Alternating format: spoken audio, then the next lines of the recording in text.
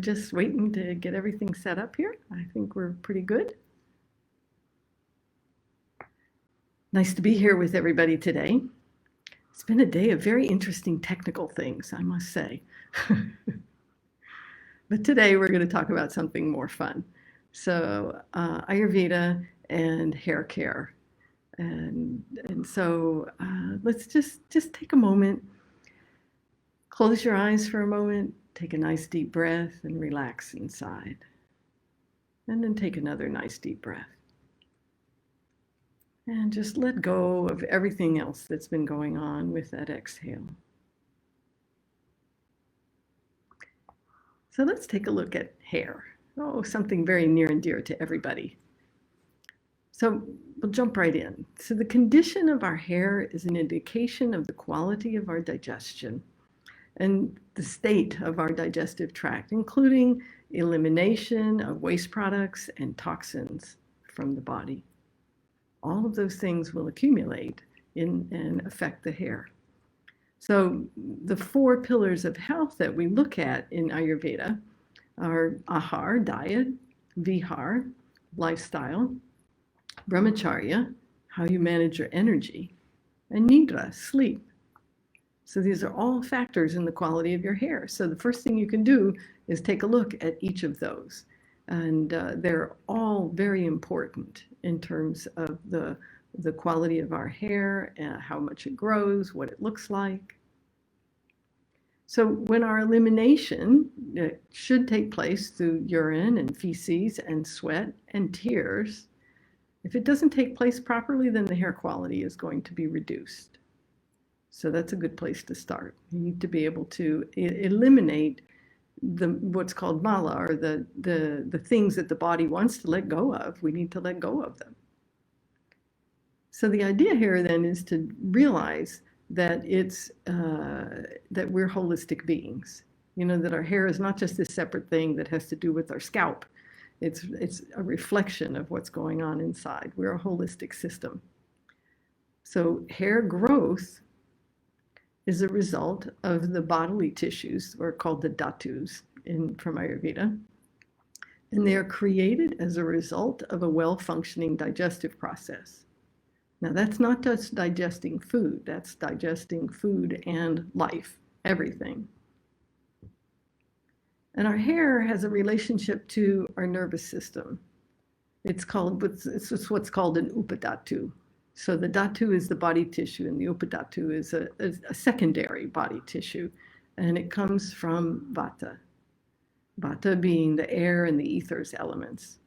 So the primary body tissue from vata is actually our bones, or asti. But hair is a body tissue that's produced as a result of the balance of vata dosha, air and ethers. So when air and ethers, being the unseen energies, when they're in excess, then the flow and the amount of earth and water elements are reduced, right? So that means kapha gets reduced. And that's what produces the physical mass of the body. And so the hair will become less and it will become thin. Just a little add-on here. So kapha is responsible for majjadhatu, which includes what we think of in Western terms as our nervous system. And so vata in excess then has a negative effect on the nervous system by disturbing the flow of nutrients to majjadhatu and beyond to the reproductive organs. So the condition of the scalp and the hair is affected by other things that are going on in your body and your mind. So the accumulation of which is metabolic toxins. In other words, toxins from not digesting food properly. Dosha in excess, or a deficiency. So in other words, too much or too little of certain of the elements in the body. And that affects the function of the body. And this would be vata and pitta in particular. And then imbalanced agni, or your digestive fire. When it's not working properly, then we don't digest properly, and then the hair is not going to be what it can be. Medications some illnesses, and what's put on it, chemicals and hair care products that are trying to make the hair into something it's not right then. And then the other thing that's really significant is sun and wind exposure. So letting your hair blow in the wind, it's going to dry it out, just as sun exposure will do that too. So not great. I remember having convertible cars, the hair blowing in the wind and that kind of thing. It's not really a great idea for your hair. I stopped cutting my hair some years back, and the folks that work with me also did. So we got a little deeper into it and started looking at hair as an expression of our prana. And it's a very sensitive aspect of our existence in the human body. You could think about that if you go to the hairdresser and that it's a really nice experience, and it feels good, actually. It feels good to have the hair cut even. You could think about it that way. But you could say that really our hair is an extension or a part of our aura and our prana, our life force. So it makes it a potential tool for interacting with the outside world. By not cutting it, the sensitivity to many levels of existence can be enhanced. They think of cats and dogs and how they use their whiskers. The hair on our arms and our neck will stand up when we're alerted to something, right? So there's a sensitivity level there that we can experience and play with. It's amazing to see how the quality of hair can change in a person when they start to take better care of themselves. Where I have seen dull, flyaway, thin hair become thicker and shiny and grow like it never has before when the person takes care of those 4 pillars of health. And I realize I keep going back to that all through this as I talk about it, because it comes from the inside. We try so hard to fix things on the outside, and we really just need to take care of our insides. All of our answers are on the inside. Rebecca, who's our Holly Pulley communications manager, she used her hair when she came to work with us was thin and wispy and dull, and now it's shining and it's growing and it's getting thicker. It's quite beautiful, and it's really a beautiful thing to watch. Avoiding gray hair is a big thing these days. In some ways, it's actually not that hard, but you want to start thinking about that earlier in life if possible, right? And the way you do it is that you keep Pitta dosha calm. You have to take care of your digestion. So here are the Pitta aggravators, right? So these are the things that make Pitta get into excess in us, and they will, the quality of the hair will deteriorate. So they are alcohol, caffeine, refined sugar, hot spicy foods, including garlic, onions, and chilies, excess of sour, such as fermented foods. A little bit of sour in the meal is appropriate. A lot of sour is not appropriate. Excess salt, adding salt to food or using too much in the cooking, and an excess of meat. Right? So we need salt also. Some people prefer to have meat. That's okay. It just needs to be in an appropriate amount relative to the rest of the food to have your digestion stay balanced. And of course, the most powerful piece is to not suppress those feelings of anger or control and frustration that will come when we consume those things or expose ourselves to aggressive activities, and that then the Pitta will go up, right? And that heats things up. So it's important to deal with your feelings as they come up. Don't store them away for a later time. Maybe not dump them on someone, but make sure that you stay current in your life as much as possible. The practices of Ayurveda and Yoga are there to help us do this, to help us keep balance in life, to help us stay spiritually connected, to stay connected to our higher self, so that we can come to know ourselves, we can express ourselves and be who we want to be. the hair is an expression of that. So you might need to do a little bit of house cleaning related to that, clearing out some old anger or resentment, and watch how your health improves, including your hair. So if your hair is thin or thinning all over, this is usually a stress reaction and excess vata. It can also involve Pitta dosha. I've had a time in my life where that happened.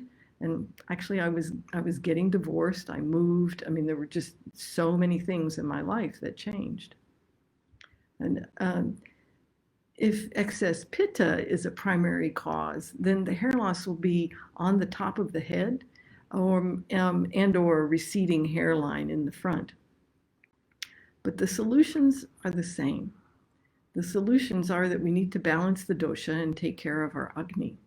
So we need to take care of, be aware of cause and effect, that what we put into our body is having an effect. And that effect, we want it to be appropriate. And in Ayurveda, we look at that through the doshas, which is the 5 elements and how they function in the body. In addition to that we need to get enough sleep. You have to get enough sleep in order for things to be balanced, for your hair to grow, for your hair to be nice and thick and shiny. And you have to take care of your energy, how you manage your energy. So it's really important to look at yourself holistically before you choose hair practices and products. Because if you know a little about the doshas, then their imbalance and balance is helpful to take a look at. Having reasonable expectations of our hair is also important. You want to clear out all those old judgments about it and put that energy into taking care of your hair rather than trying to make it into something that it's not. So you can optimize your hair quality and quantity by recognizing its characteristics by dosha, and then bringing balance to the dosha in your system, in your whole being. And taking care of Agni is also the best place to start. But just to give you an idea, Vata hair is thinner, it'll be curly, it can be frizzy, and it's fine. So Vata hair. I used to iron my hair when I was a teenager. I would iron it to try to make it straighter. And then I would also sometimes sleep with great big cans rolled up into my hair to try to make it straight. That's not a great way to live. We really need to learn to focus on what we've been given and enhance and make the best of that.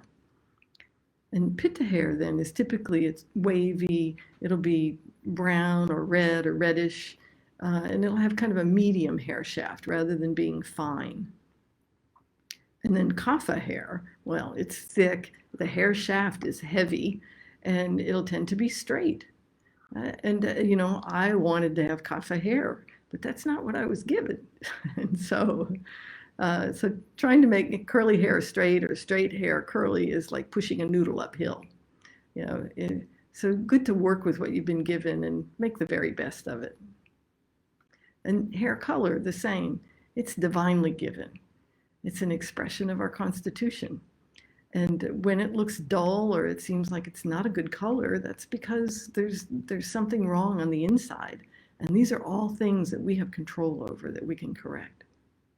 And our hair color may change as we move through various stages of life. And of course, it's our overall state of balance. So here's a few hair care practices to consider. If your hair is long, then braid it before going to sleep. Not a tight braid, just a loose braid, because that'll help contain the energy and keep you from damaging the hair. And then washing the hair. And so washing the hair usually every 3 days is a good idea. I used to just wash my hair every single day, sometimes twice in a day. Every 3 days is a pretty good idea. Now, if you're doing things where you're sweating a lot or you're in the ocean and there's salt, of course, you want to rinse the hair at a minimum and perhaps wash it. But it should be washed in warm water and gently. This really hard head washing is not, it's very rough on the scalp and on the hair follicles. So I don't recommend that. There could be the occasion where that's called for, but most of the time not. So gentle is the key there. Oil the scalp and the hair at least once a week. Now, I'm going to say with sesame oil, but there are some people that sesame oil wouldn't be appropriate for because it's warming. But so there are some herbal oils that are made for the scalp and the hair that are just lovely. Bringaraj is one. Bringaraj is a particular herb that's very helpful to the hair and the hair follicles and the growth of the hair. And there's another one called Neelam Bringadi. Neelam Bringadi is also a very nice choice for the scalp and the hair. Coconut oil can work well for some people and at some times of year. It's not as absorptive as the sesame, but it's cooling. So for somebody with excess pitta who's got a hot head, then it might actually be helpful. But coconut oil does work very well on the ends of the hair to help rejuvenate them, to help keep them. The ends of the hair naturally are going to dry out because they're far away from the source. And so using coconut oil on those, every night will help those ends to stay nice and healthy. So there's a number of other things that you can do. So combing the hair or gently brushing it on a daily basis. Now, it's not because of the hair so much, it's to gently go over the scalp. So things like a wide tooth comb that's made of neem or sandalwood, these are woods that are very soothing to the scalp, and I recommend that highly. They are around and available online in particular. But again, gentle. Don't ever rip through your hair because it not only will break the hair, but it also weakens the roots. You're going to treat it like a vegetable plant in the garden, right? So you'd go out and you might take something from it, but you're not going to just pull on it.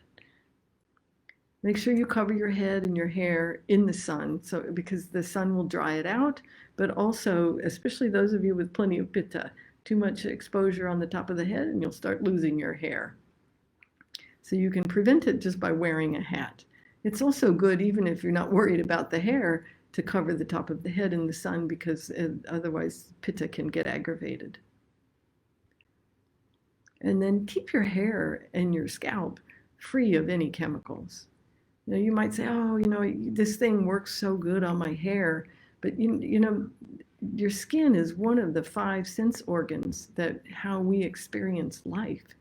And if you won't put something in your mouth, and you don't want to put it on your scalp.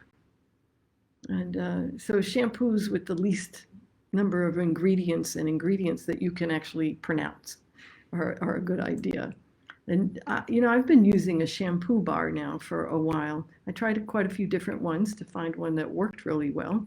And it has, for my hair, it has a nice amount of oil in it. I don't have to use a conditioner.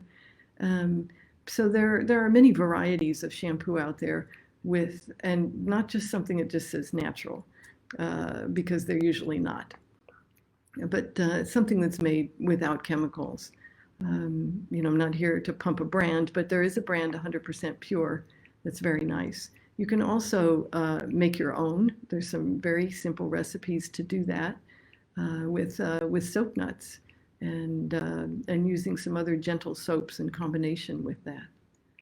And it really depends, though, again, on your hair and what it can handle, because the finer hair has a little bit harder time than others. And then lastly, let your hair dry naturally for the best results. We make herbal formulas for healthy hair to support the growth and the quality of your hair and scalp. Banyan Botanicals in the United States also makes a really nice tablet that's very helpful, and an oil also for healthy hair. Keep it simple. And your hair will be the result of your love and care for yourself and your body and your mind, and what you choose to expose yourself to. So let it be an expression of your true self, and let it shine. So let's take a look at some questions. Okay. We have a lot of questions here. Okay. The first question is, what are your recommendations for addressing Alopecia. alopecia from an Ayurvedic approach? From an Ayurvedic approach, you would do that from the inside out.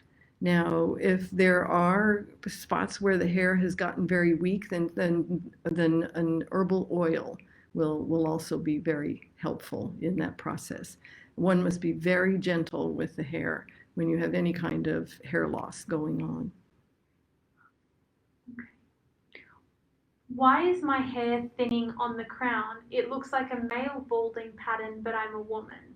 Right. So women can lose their hair too. I've got a number of clients who have it's excess pitta in most cases. And so think about those pitta aggravating things that I mentioned and either remove them from your consumption or absolutely minimize them. And then some gentle treatment to it and gentle oiling, and you can have it come back. Okay. If we don't cut our hair in order to keep the prana, what about split ends that happen even when we're careful with our hair care? And what about unruly hair because it's gotten too long? Okay. Well, I mentioned about using coconut oil on the ends, and I found that to be very helpful. There are some other balms that people are making these days that are of a natural nature that work very well on the ends of the hair too. And unruly hair that's gotten too long with no shape to it. Well, this is the kind of thing you have to decide. Maybe if you decided to start growing your hair when you had a certain kind of cut. It's just a choice. I'm not suggesting that everybody has to do that, but it's something to think about if it matters to you, and it might be worth giving it a go. So yeah, so if having it get longer and letting it have a shape that you're happy with, and then maybe then you try leaving it. How to prevent graying in older years?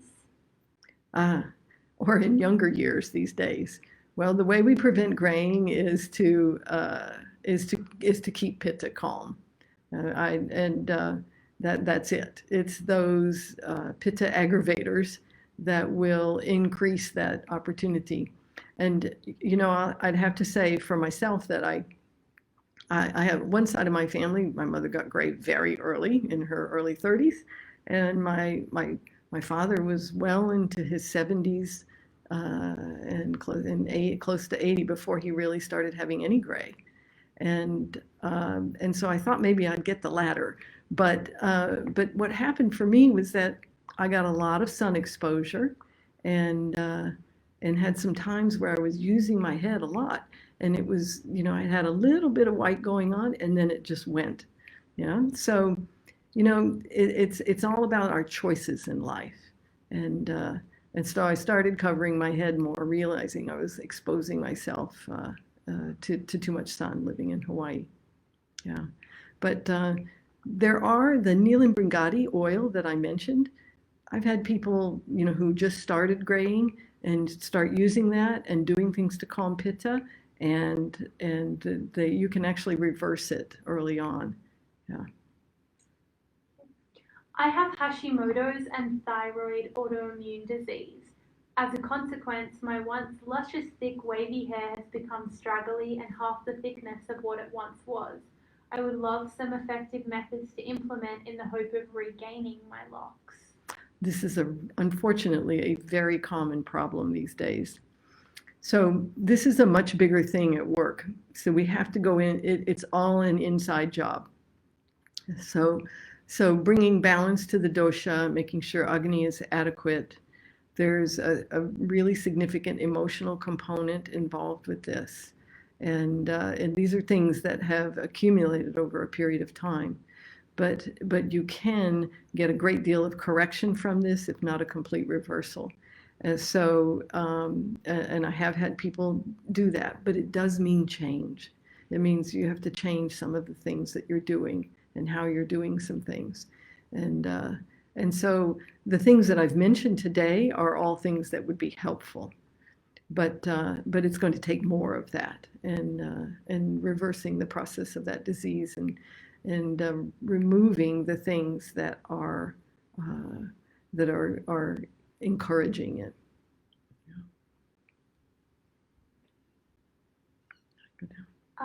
Did I ask how many times do you recommend washing the hair?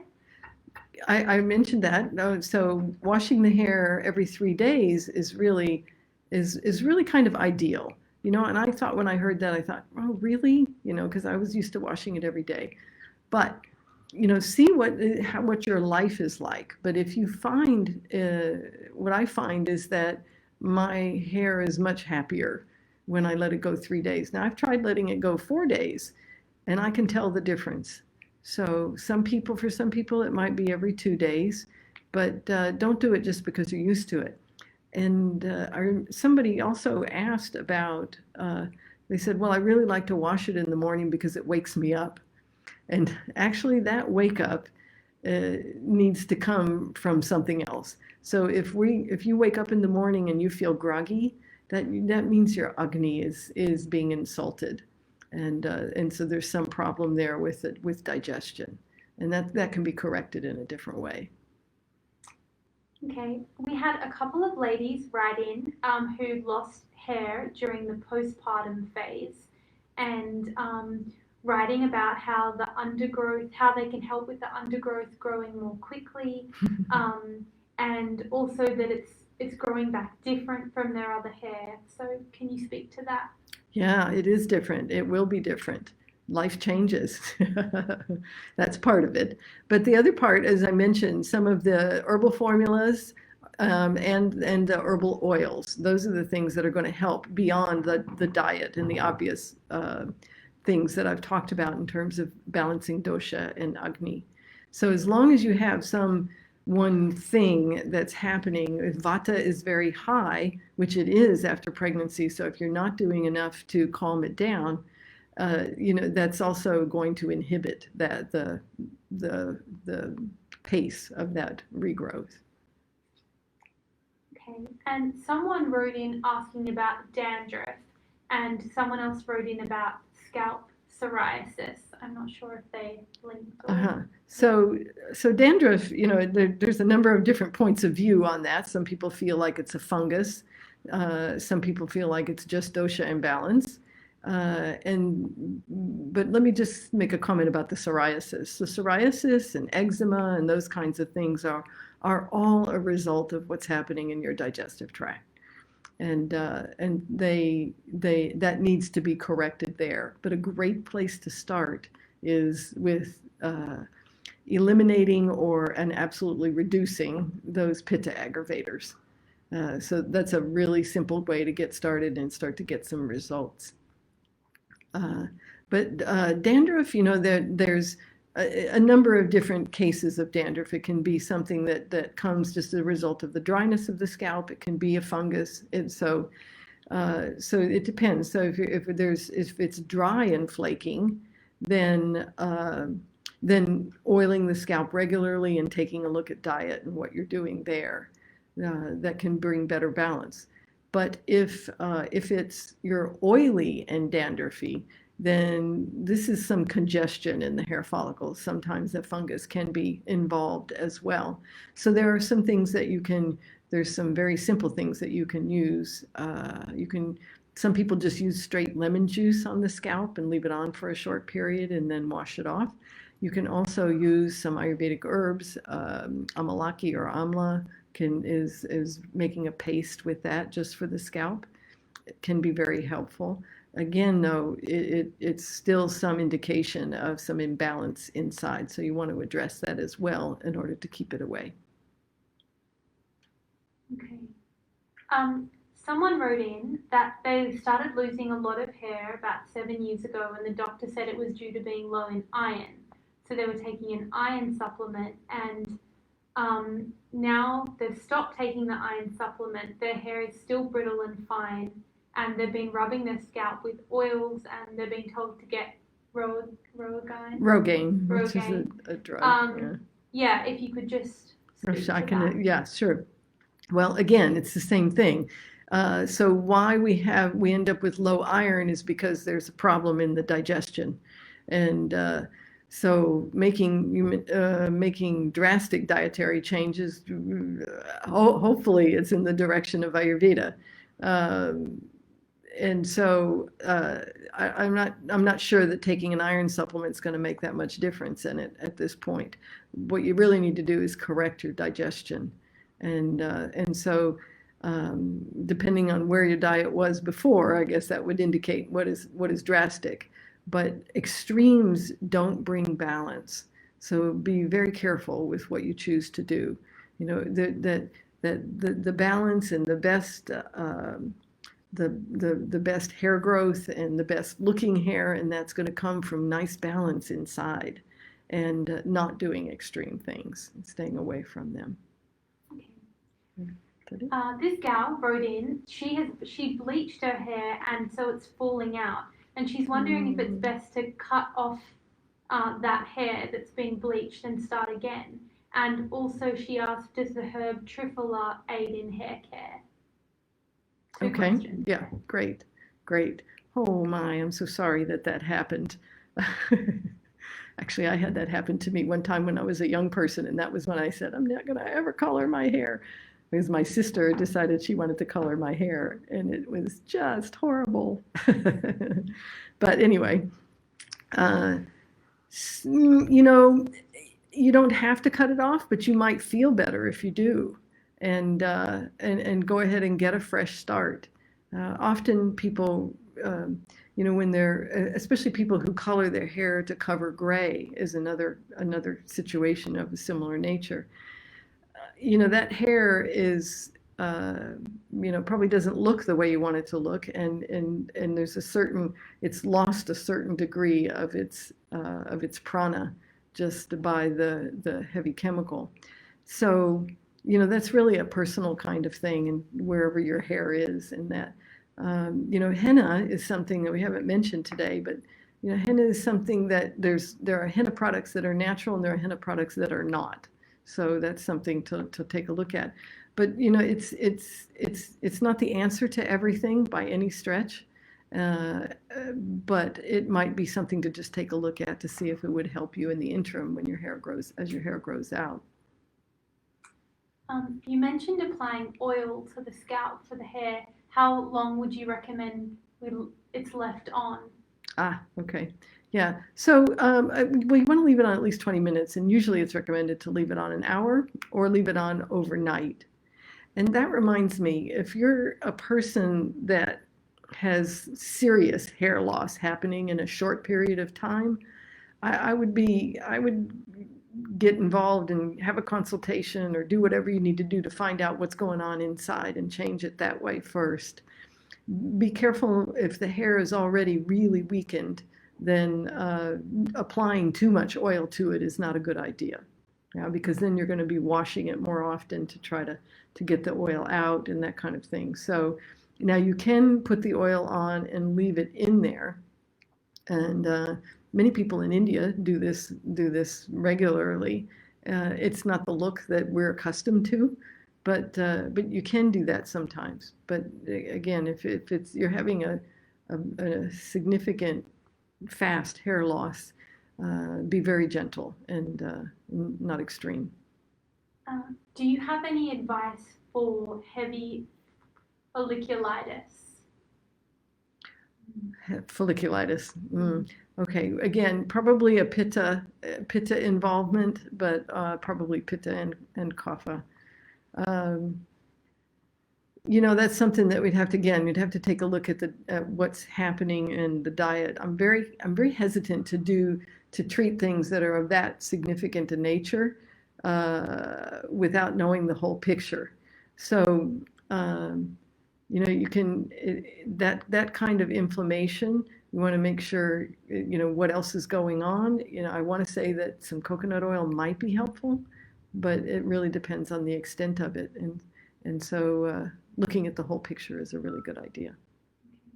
Well, we're almost out of time, so I'll just ask you a couple of maybe yes/no shorter questions, and then the other questions we can respond online. Okay. So do worry and anxiety increase hair loss? Very important question. It is the most powerful thing that will make your hair fall out is worry, anxiety. So this is vata. This is based in its fear. Yeah? And when that happens, the cells of the body constrict. And when that happens, things aren't going to grow well, and the hair will start falling out. So so rather than trying to do something about your hair and your scalp so much, other than stop using chemicals and doing harsh things, but then it's really an inside job. That's where yoga practices can become extremely helpful. Even 3 minutes of closing your eyes and meditating, grounding yourself. We have a podcast, Spark Your Intuition, that has some very good tools that can help you calm down, especially if you're going through difficult changes with your employment or the changes that have come about as a result of having the problems on the planet that we have. Two more questions. Any tips on alopecia? Mm-hmm. I did that already. Oh, sorry. Yeah. Okay, one more question. Is wearing a scarf or a beanie helpful for hair growth? Well, it's definitely helpful for being outside. Is it helpful for, that's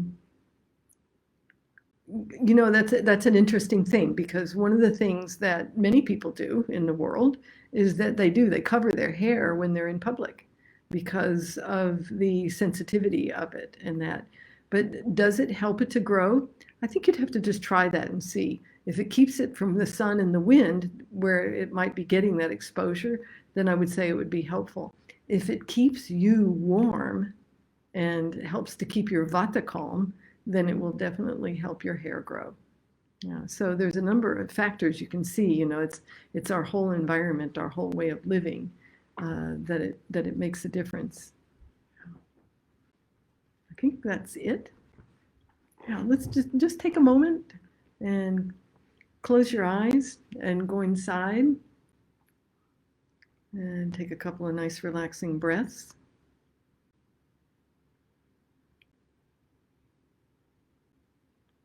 And just notice as you relax, can you soften your scalp? As you let those cells soften up, that's going to help your hair growth. As you soften up in your heart, in your mind, in your heart, and just allow your prana to flow, then it will flow well and easily, and having hair on your head, where most of us would like it to be. Okay. All right. I hope this was helpful for you today. It's good to be here with you. Thank you.